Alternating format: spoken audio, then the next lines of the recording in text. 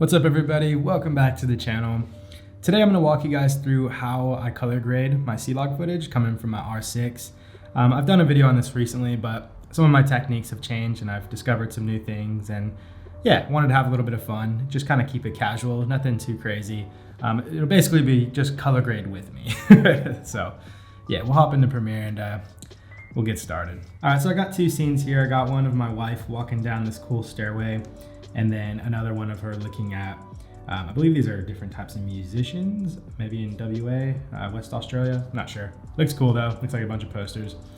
So yeah, we'll start off with this one. What I like to do is I like to go over here and make sure my lumetri scopes are open so I can see my highlights and my shadows and all that good stuff. So what I like to do to begin with is I'll come down to my blacks right here, and I'm gonna drag my blacks down until it's about at 0. So don't want to crush them entirely, but we want them to be at 0. So right down here. Yeah, that's good. Let's see. I'm gonna bring some of the saturation back as well. So I'm gonna go 130. I like my colors looking a little bit vibrant. I go for a little bit more of a saturated look rather than an unsaturated look.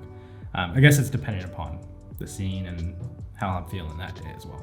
But yeah, we'll go with 130 for saturation for now. For white balance, we'll check our white balance. Let's see, these things right here look pretty white. I think our white balance is good, yeah. Cool, so that's done. So with the R6, I like to sharpen my footage a bit. Now, some of you may think this is a bit too sharp, but I find it's good for YouTube. I usually put it on 50. Yeah, it's all depending. Just play around with it and see what's good for you. But I find 50 is good for the sharpness for at least YouTube. Looks best on YouTube. All right, cool. We'll go down to curves. And then for our first curve right here, put a dot in the middle and then a dot right here. And then we're gonna bring this one down a bit just to bring up that contrast. So let's see how we like it. I would like this scene to be pretty contrasty. I like these browns and how they look with that contrast. Also, so you guys know, I'm using proxies right now, so we'll turn the proxies off when we're done color grading just to see how it looks. But I mean, you can get a pretty good representation of how it looks even with the proxies. All right, I like that. So with these browns, what I think I'm gonna do is go down to hue versus hue. I'm gonna select these browns right here. I think I'm gonna drag it a little bit towards the reds. Just give it more of that like ruby color. Let's see. Not too much, I don't wanna change it too much, but you know what? I was doing the wrong one. Let's go undo that, here we go. Click this one right here and drag it up. So yeah, as you can see, that's making it more of like a red tone. But I don't want to go too crazy with it because it'll be quite noticeable. So ever so slightly, just more hitting those red hues. And then uncheck it. Yeah, I like that. Kind of gets rid of like the green tint that's in it, that green hue. I find like just the more of burgundy browns. Is that the right color? Yeah, burgundy. Something a little bit more of the on the red side for browns. That's what I like. Okay, so I'm cool with that. That looks pretty good. Just check it one more time. Yeah, that definitely looks better. Cool. I might actually just bring the contrast down a bit more too. Maybe a little bit up, a little bit. Yeah, I like that. That looks good. All right, so we'll scroll down a bit more to our luma versus saturation. We're gonna put 2 dots here. So this is gonna make sure there's no colors in the blacks and whites. So we're gonna just drag that down a bit more. Yep, just drag it down all the way actually, just so make sure, so the blacks are truly blacks and the whites are truly whites. Pretty much like you can do that with every scene of your color grade. Okay, so that's good. So saturation versus saturation, I like to put a dot here and a dot here, and then I like to bring that down just a little bit. And what I believe what this does is it takes the saturation out of the shadows. But I just do it ever so slightly to kind of give it a stylized look. It's cool, I'm happy with that. Cool, I actually like how that looks. Let's see, maybe we'll bring that down a bit further because in this area it looks a little bit green. I kind of want it to be kind of white. That would just be from whatever lights they were using, giving off a green tint. Let's see, what does it look like all the way down? Let's just try it. Yeah, maybe I'm not vibing all the way down. I'm just gonna go halfway. I'm pretty happy with that. That looks pretty good. Let's see. What else could we do to this? See, I'll select with our hue versus saturation. I'll see if I can tone these greens down. Let's see. I guess it has a bluish tint, that's what it's saying. Let's see if I can just drag that down and if it'll go white.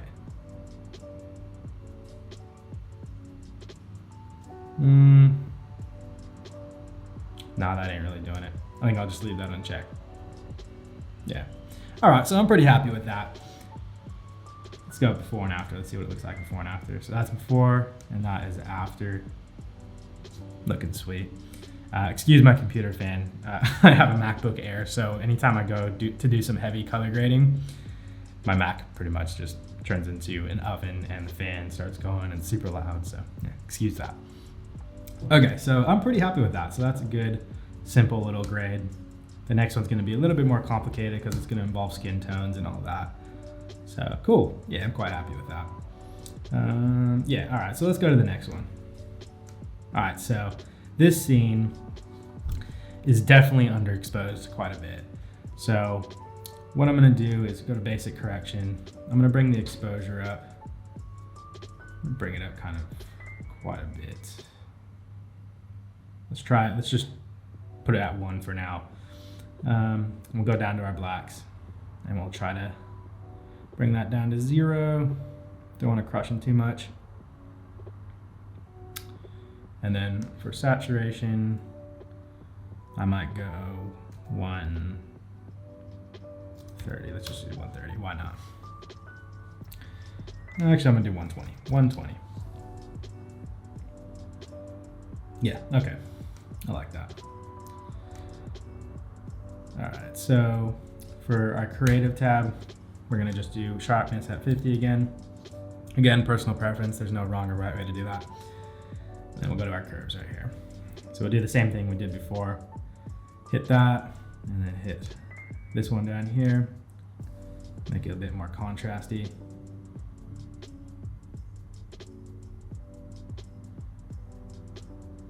Gonna say maybe right there. What I'm gonna do though is I'm gonna go back up to our our basic correction tab. I'm gonna drag the whites up. Give a little bit more life to the image. That's why you want to expose correctly when you're shooting in camera. But if you didn't, there are ways to fix it, obviously. So let's turn these proxies off because the proxies are making it look a little bit weird. So let's turn the proxies off real quick. Give my computer a minute. There we go. So cool. So yeah, that's looking a lot better than it was. So if we were to turn our grade off, you can tell that it has definitely brightened up. Come on, MacBook Air, you can do it. All right, so turning proxies back on. All right, so we'll go back to our curves. Cool, so I'm quite happy with how that looks. So what I found when I was color grading this image before is I actually liked the yellows to be all the way desaturated. So I'm gonna come to our hue versus saturation tab here, and I'm gonna select the yellows. Did I select the yellows? Let me try to undo that real quick. Select the yellows. Okay, there we go. And then we're gonna just bring that all the way down. I liked how these looked more white. I don't know, it just looked more appealing to my eye. So this is where it's all personal preference. So I'm liking how that looks. Now you got to be careful with skin tones because there might be some yellow or things like that in the skin tone. So before you actually desaturate a certain color, you should probably select your skin tones with the eyedropper tool first, so you know where your skin tones lie and what area of this line the skin tones lie, so you know not to mess with those. But for the sake of this, we'll just continue on. So we'll unclick the proxy just to see how it looks. Make sure the skin tones look all right. Cool, yeah, so I mean, that looks pretty awesome compared to how it was originally. Let's go turn it off. Computer, gotta give it a minute. Okay, so that looks good. Turn it back on, get proxies back on. Quite a big difference, I like it. All right, so hue versus hue. I think I'm pretty happy with how the colors look. So let's go down to our lumen versus saturation again and do the same thing that we did with our last photo. We're gonna make sure the whites and the blacks are completely white and black. So drag that down. And then we'll drag this one down. Come on down. There we go. Cool, so this is looking pretty dope in my opinion. So let's go before and after. I'm liking it. So just keep in mind I have the proxies on right now, so you're gonna find a little bit of pixelation and weird things going on. So at the end we'll unproxy it and then we'll check out our grade. Okay, so pretty happy with that. Let's go to HSL secondary and check our skin tones. I think the skin tones look pretty good, but we'll check it anyways. So we'll hit this eyedropper tool with the plus and we will select our skin tones.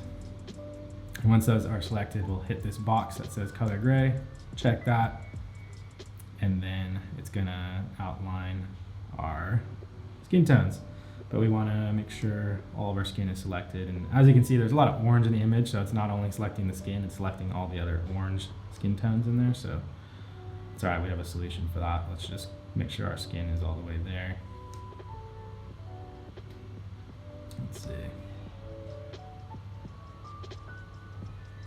Drag it out some more. Cool, and we'll just denoise it. And then blur it out. I just denoise it all the way, honestly. Okay, so how we can just focus on our skin tones is, let's just go back to the effects control. And then for our opacity, just take the eclipse mask, the circular one, and then we'll just shrink it down to our skin tones, just to be on my wife's face. So, sorry babe, we're evaluating your skin, sorry. Okay, so come back a little bit, come back a notch. All right. Let's go back to our lumetri scopes. So it's looking pretty good. So this is the flesh line, in case anybody's wondering. You want to make sure all our skin tones are lying on this line. So it looks like we could bring it more towards the yellows and greens ever so slightly. I might just drop it down just a little bit. Let's see what that does. Okay, yeah, that looks about right. What I might do is actually just desaturate the skin tones just a little bit too, to make it look more natural. So let's take off our eclipse thing real quick. Delete that. There we go. Computer's freaking out a bit. Oh, that's what I did. It's the mask. Gotta delete the mask. Okay, cool. Let's turn this color gray box off. All right, so next up is, let's go to vignette. Let's put a little bit of a vignette in there. Why not? Vignettes are fun. So we'll drag a vignette just to make it so she is the center focus. Let's see, maybe adjust the midpoint just a slight. And then the roundness of it. And then we'll kind of feather it out a bit. Cool, so let's unproxy this and see how it looks. I'm liking it. That's looking pretty good. So let's take a look at what the befores and afters look like.